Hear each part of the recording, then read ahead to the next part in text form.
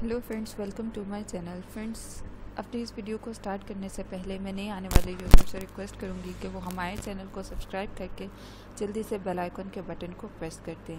आज की ये वीडियो फ्रीज़ी हेयर्स पे है। मैं आपको बताऊंगी कि आप किस तरह से अपने फ्रीज़ी हेयर्स को ठीक कर सकते हैं। अगर आपकी लुक अच्छी है, आपके नैन नक्श अच्छे हैं, तो आपके बाल ही अगर रफ होंगे तो आपकी लुक का सत्यानाश हो जाएगा।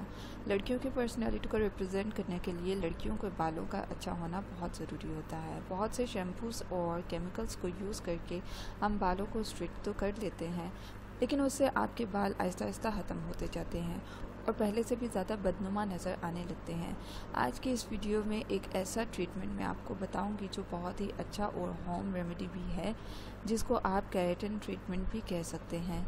तो दोस्तों, चलते हैं अपने रेमेडी की तरफ। इसके लिए जो आपको इंग्रेडिएंट्स चाहिए वो है कोकोनट मिल्क, जो आपके बालों को गीला करेगा। आपने क्या करना है, आपने 1/4 कप लेना है, उसमें आपने ग्रेसलीन 2 to 3 चम्मच ऐड करने हैं। देन आपने उसको एक स्प्रे बोतल में डालकर अच्छी तरह शेक कर देना है। शेक करने के बाद आपने उससे अपने बालों को गीला करना है। जब ये काम हो जाए तो आपने 2 से 3 चम्मच ऑरेंज जूस के लेने हैं। देन उसमें मायोनीज का एक बड़ा चम्मच ऐड करना है।